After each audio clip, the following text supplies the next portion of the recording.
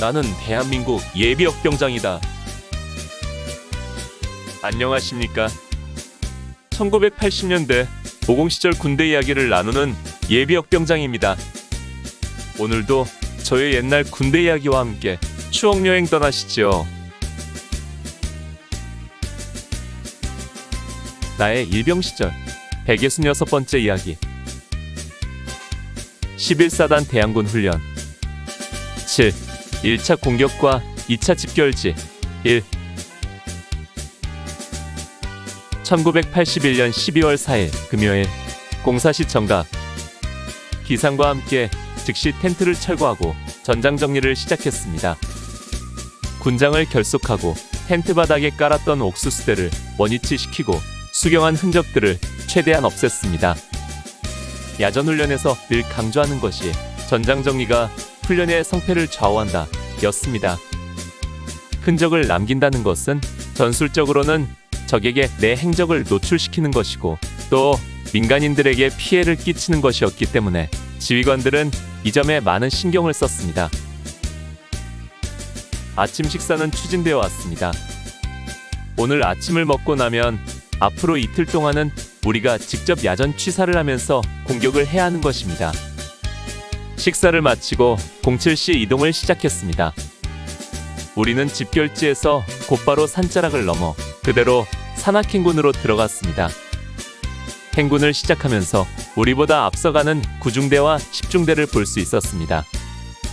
12월 1일 자대를 출발할 때 보고는 3일 만에 보는 그들이었습니다.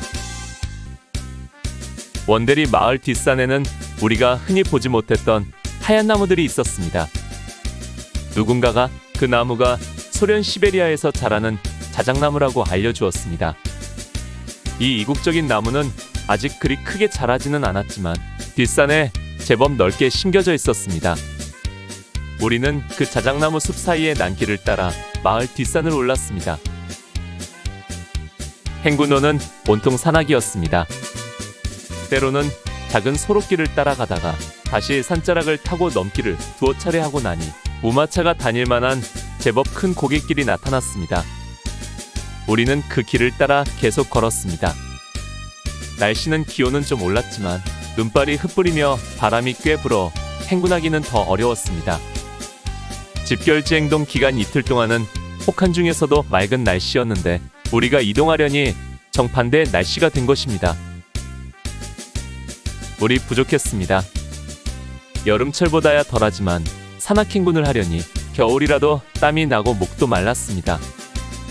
그러나 물을 뜨는 것이 그리 쉽지 않았습니다. 계곡으로 내려와 개울을 끼고 걷게 되면 어디서든 물소리만 나면 수통에 물이 많이 남아있어도 반드시 가득 채웠습니다. 시냇물이 얼어붙어 물을 뜰 만한 자리도 그리 흔하지 않았기 때문입니다. 몇 시간 동안 산악행군을 한 다음 우리는 이름 모를 산악도로에서 점심 식사를 준비했습니다. 서너 시간 행군하는 동안 우리보다 앞서갔던 우리 대대 다른 중대들은 보이지 않고 우리 중대만 남아있었습니다. 각각의 담당 작전구역으로 흩어진 것 같았습니다. 이제부터는 우리 중대장의 지휘 아래 훈련상으로는 연대 단위인 중대 단위로 작전을 하게 된 것입니다. 점심 식사 준비는 일종을 반합에 넣고 물을 부은 다음 고체 연료로 불을 피우고 밥을 했습니다. 쌀을 씻을 조건도 안 되었고 국이나 찌개를 끓일 수도 없었습니다. 고체 연료는 동그란 모양의 하얀 기름 덩어리 같이 생겼는데 연기 없이 불을 피워 음식을 조리할 수 있었습니다. 다만 좀 고약한 냄새가 나는 것이 흠이었습니다. 만약 실전 상황이라면 적에게 위치를 노출시키기에 안성맞춤일 것 같았습니다. 지금이야 그런 고체 연료를 사용하지는 않겠지요. 밥은 좀 덜 익어서 설렁설렁했지만 그래도 고픈 배를 달래기 위해 염장무 김치와 콩자반을 반찬으로 열심히 먹었습니다. 정말 전쟁터나 다름없다는 생각을 했습니다. 옛날 6.25 때 육격대원들이 아마 우리와 같았을 것입니다. 식사를 마치고 군장을 정리하고 장비를 챙기는데 게릴라 상황이 벌어졌습니다. 앞산에서 공포탄 소리가 몇 발 울린 것입니다. 우리가 대항군이고 우리가 공격하는 상황인데 도리어 기습당하는 상황이 된 것입니다. 중대장은 즉시 일소대를 앞산으로 투입시켜 역습하게 하고 나머지 대원들은 군장을 메고 상계하여 은폐한 뒤 상황을 지켜보도록 했습니다. 무리들은 황급하게 주변으로 흩어져 숨고 일소대는 산자락을 기어오르며 공격을 감행했습니다. 그러나 별다른 총성이나 추가 상황 전개 없이 일소대는 30여 분 뒤 돌아왔습니다. 다시 대오를 정비하여 이동을 시작했습니다. 게릴라 상황이 있었던 터라 더욱 긴장하여 주변 상황을 살피며 행군했습니다. 다행히 주간이었고 나뭇잎이 다 떨어진 계절인지라 사주 경계가 그리 어렵지는 않았습니다. 작은 산길을 따라 내려오는데 띄엄띄엄 집들이 있을 뿐 동네다운 마을은 없었습니다.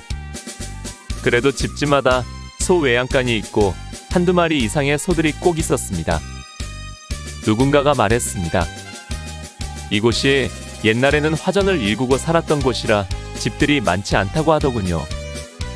그래도 나는 그들이 부러웠습니다. 비록 깊은 산속이지만 굴뚝에서 모락모락 연기가 피어오르는 그 집 들창문 안에는 따뜻한 아랫목이 있고 화목한 가정이 있고 행복한 자유가 있을 것이기 때문입니다. 오늘 추억여행에 함께 해주셔서 감사합니다. 다음 이야기를 기대해 주시고 구독과 좋아요 부탁드립니다. 당백